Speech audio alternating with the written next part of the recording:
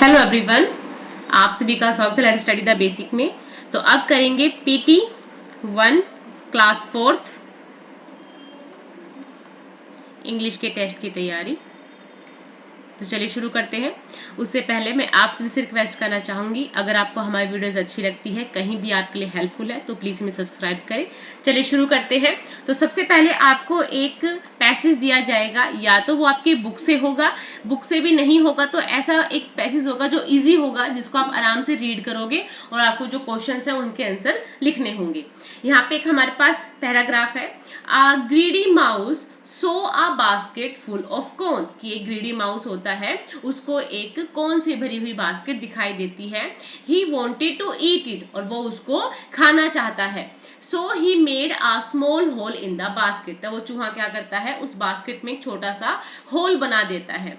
He squeezed in through the hole, अब वो वैसे चिपक के बिल्कुल छोटा सा होके उसके अंदर चला जाता है। He ate a lot of corn, फिर वो बहुत सारे कॉर्न्स को खा जाता है। ही फेल्ट फुल, और बिल्कुल उसका पेट भर जाता है। ही वॉज वेरी हैप्पी, वो बहुत खुश था। Now he wanted to come out, अब वो बाहर आना चाहता है। He try to come out through the small hole, अब जो होल उसने किया था ना, वो उसी से अंदर गया था, अब उसी से उसको बाहर आना है। बट ही कुड नॉट, पर वो नहीं आ सकता। हिज बेली वॉज फुल, क्यों, पहले वो भूखा था तो उसकी जो बेली थी वो श्रिंक थी, और अब क्या हुआ, उसने खा लिया है तो उसकी बेली पूरी फुल हो चुकी है। ही ट्राइड अगेन, वो बार बार कोशिश करता है कि वो बाहर निकल जाए, but it was no use, पर इसका कोई भी इस्तेमाल ही नहीं था, कि वो कर ही नहीं सकता था कि भाई कैसे बाहर आता हो, अब उसका पेट मोटा हो गया है। द माउस स्टार्टेड क्राइंग, अब वो रोने लग जाता है। A rabbit was passing by, एक रैबिट वहीं से गुजर रहा होता है।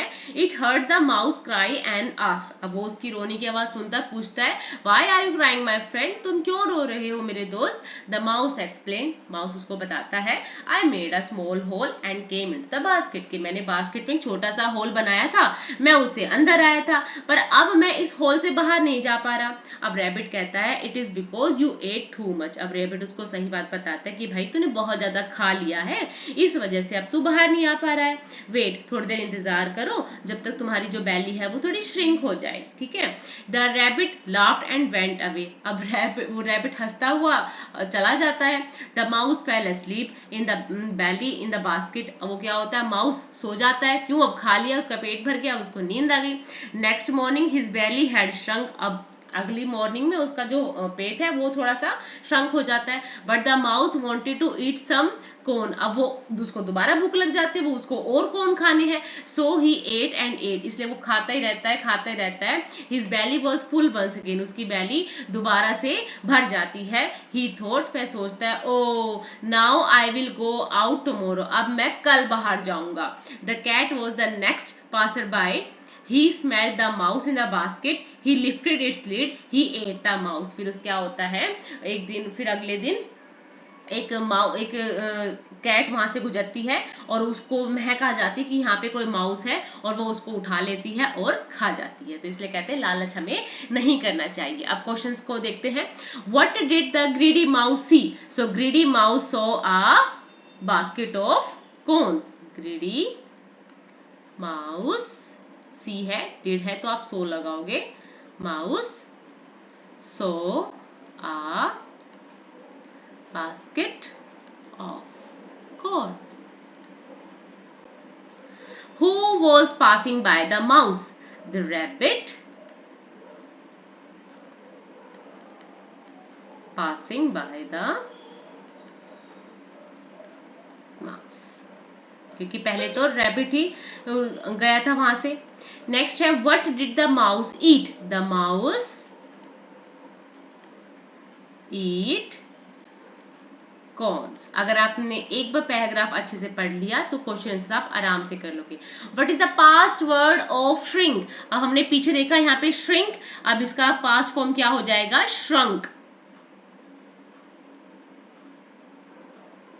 What is the moral of the story? So we should not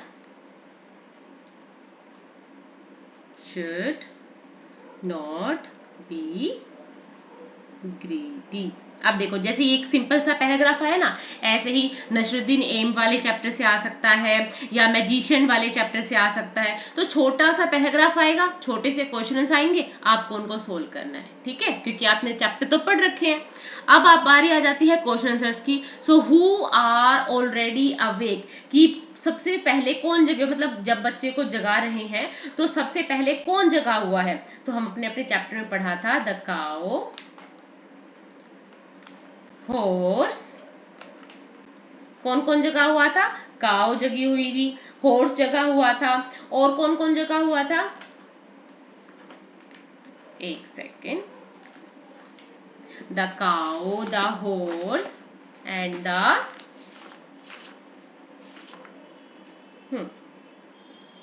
the cow, the horses, ducks, the sheep and the tiniest chicken. Okay, तो ये सब क्या थे, जगे हुए थे, are already awake. Okay, wake up dear, wake up fast, who said these words to whom? So the bird said to Neha, क्योंकि वो बर्ड्स कह रहे थे कि डियर अब उठ जाओ। What did Nasiruddin boast about, Nasiruddin किस चीज के लिए बोस्ट कर रहा था, भाई नशरुद्दीन अपनी स्किल ऑफ आर्चरी के लिए क्या कर रहा था, बोस्ट कर रहा था। So Nasruddin boasted about his skill of archery. Okay, next move करते हैं। Fill in the blanks using was and were, was और वर का यूज करना है और आपको फिलअप्स को फिल करना है। इसमें है the cows dash grazing in the field, तो इसमें काउज है, मतलब बहुत सारी गाय हैं, बहुत सारी गाय क्या कर रही थी, खेत में चर रही थी। तो बहुत सारे होते तो हम क्या लगाते हैं, वर। हर फ्रॉक was too long, मतलब एक ही फ्रॉक है और वो बहुत लंबा है। Correct the pair sentence billowing using and और बट, अब आपको एंड और बट का यूज करके इनको फिल करना है, इनको पेयर को, सेंटेंस को बनाना है। So it is time to get up for school but I want to sleep for some more time, कि टाइम हो गया है कि स्कूल जाना है पर मुझे थोड़ी सी देर और सोना है। तो हम इसको लिखेंगे पूरा, it is time to get up for school but I want to sleep for some more time। देखो कुछ भी बाहर से नहीं आएगा, सब कुछ आपकी बुक में ही है, जो भी ग्रामर वर्क दे रखा है या कुछ भी है सब आप बुक से याद करके जाएंगे, ठीक है। Sheela got some chocolates for her birthday and she got some new clothes too, कि उसको अपनी बर्थडे पे चॉकलेट भी मिली और नए नए कपड़े भी मिले, ठीक है। अब इसमें दोनों ही पॉजिटिव चीजें हैं। तो देखो Sheila got some chocolates for her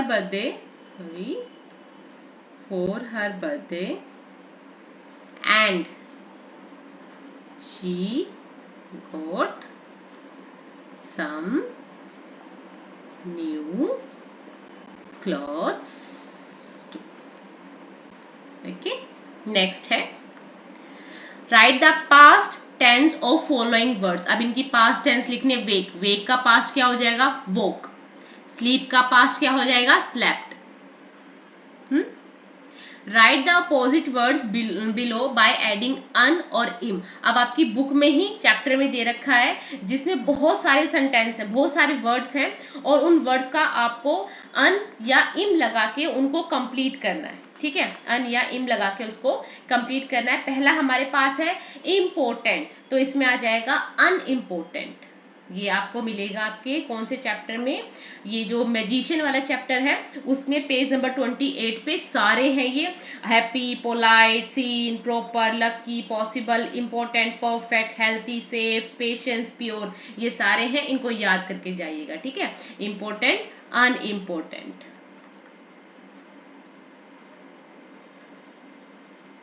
polite, impolite,